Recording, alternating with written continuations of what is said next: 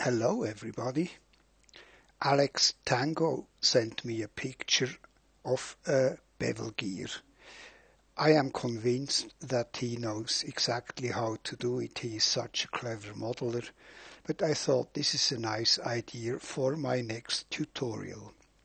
So I don't know if all of you have noticed, but starting, I believe, with Modo 601, we got a new procedural item. So procedural, and it's called gear. And I will use this one as a starting point.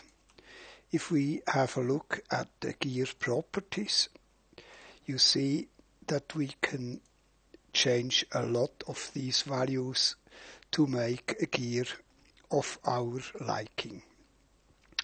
So I just quickly want to say, if you leave thickness, contact angle and tooth spacing the same, then you can make cogwheels with any number of teeth. Of course not with one tooth, but anyway, and the teeth will fit perfectly. I will leave this and make the thickness 120, make it 24 teeth, no shaft and no spikes. And then, by the way, it's quite fun to play around with all these values. For example, the contact angle you can make from 0 to around 40 is probably the last possible thing. But anyway, we leave it at 25, which is the default. Okay, next, because we want to make a bevel gear, we need a bevel. And I put 45 degrees in here because I want to use two cogwheels the same. We could make 30 and 60, but then we would need to do it twice. You will see what I mean.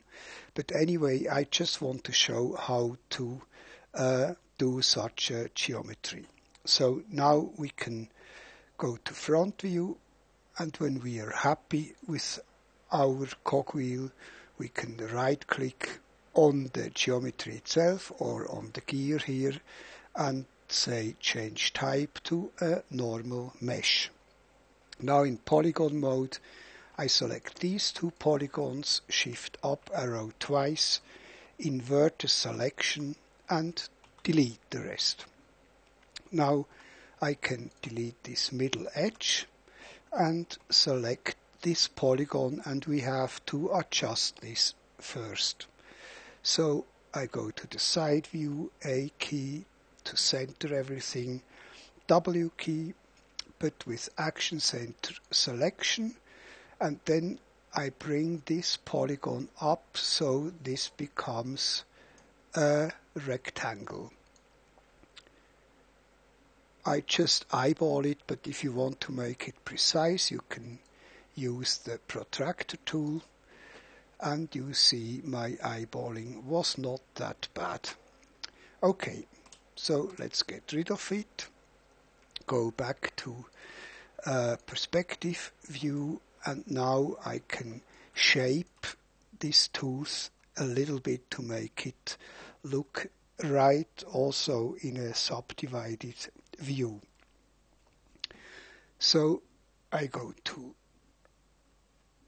single edge and add an edge in here about in the middle.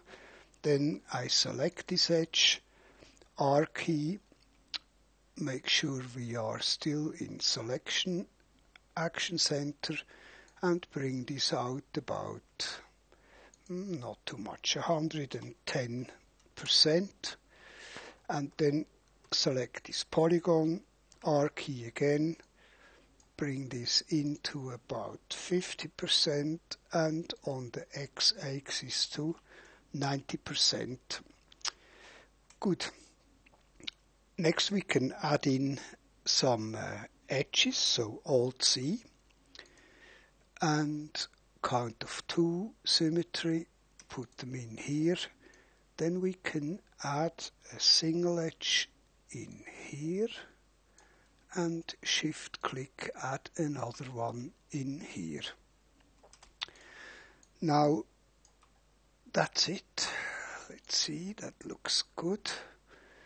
Okay, now duplicate, radial array, count of 24, action center, axis is the Z-axis, action center is origin, click in the viewport, and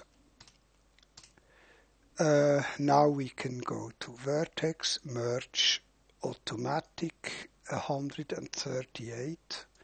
Yeah, we will find out if this is not good. So I select this edge and this one, up arrow key, L key, backspace delete, we don't need these. Now I want to bring this one a bit out, so R key on the blue circle to here. Okay, and we have some strange shading here, so let's check other maps. Yes, there has been a normal map generated, so I delete this and it looks much better. Now I can select the back here, go to the back view, R key again, and bring it out also to about here.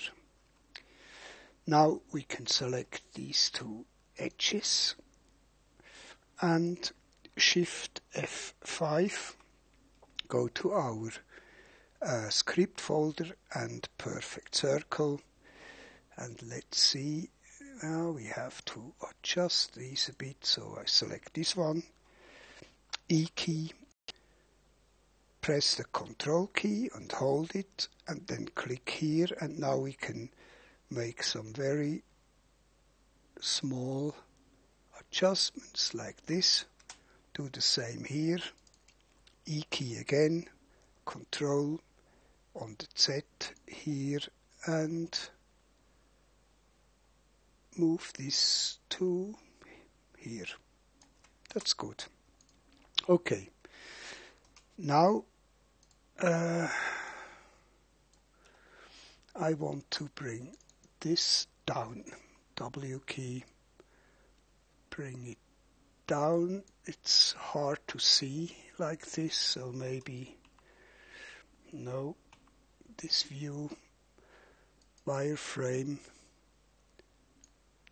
yes, that's good. About like so, so this edge here is flush. Then I select the other edge, this one down here, and do the same again, W key, bring it up to here, so these edges are flush. Back to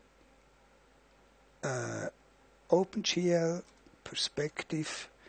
Now we can put in some polygons here, so P key, put another one in here, P key, go to the back side, and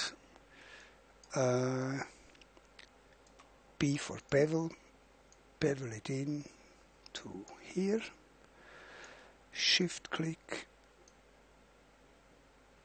to here, shift click to here. Let's see, yes, like so. Then I make this one maybe another bevel with a round level of 0, and that's good. Now we can go to the top view. This is a simple gear and you can make it with as much detail as you like, but I will make it simple. So front view again, you select this polygon, B for bevel, bevel it in,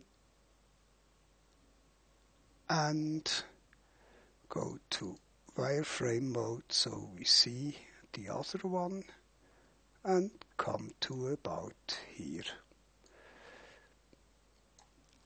Now we can select the back polygon also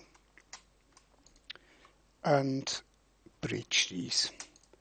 Okay, now I select an edge in here, 1, 2, up arrow key. Let's see the other side. That's good. No, good. And then Alt C again, count of 2 with, yeah, that's good. So here we are. Here is our bevel gear, and now we need the second one. So I go to front view and select everything, Control copy, Control V, press the E key to rotate, and rotate this 180 divided by 24 degrees, which is 7.5, and now you see we have our two gears. Go to the side view and Control rotate this 90 degrees, W key, and bring it down to about here. Let's check it on top, and it's probably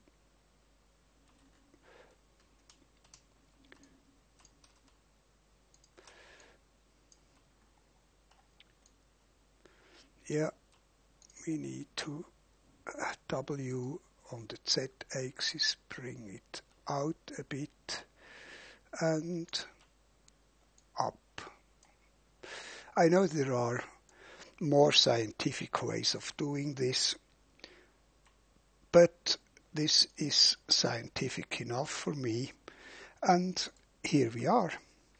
Here are our gear cogs, and I make a quick render of it. A key, put some material in, and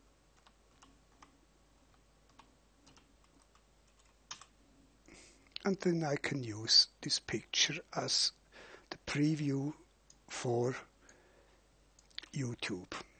So here we go. Let's render it. And that's it. Thanks for watching. Take care and have fun modeling with Modo. See you some other time. Bye bye.